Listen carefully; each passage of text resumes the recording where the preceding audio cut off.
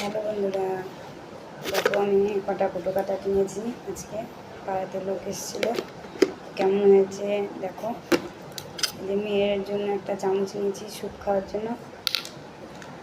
আর এই যে শাড়িটা আমার দিদি বিবাহ শিখে গিয়েছিলাম, দিদি দিয়েছিল, তখন দেখানো হয়নি। আমার খুবই শরীর খারাপ ছিল, তোমরা জানোই, প্রচণ্ড আমার শরীর খারাপ ছিল বলে দেখানো হয়নি। আর এই যে ওড়নাটা রেখেছি আমার জন্য। আর এই যে একটা দুধ ঢাকার জন্য এটা নিয়েছি।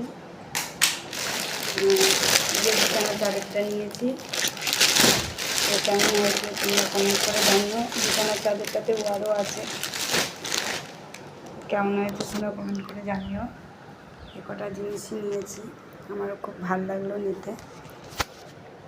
আমি যা নিই তোমাদের সাথে শেয়ার করি, আমার ভালো লাগে।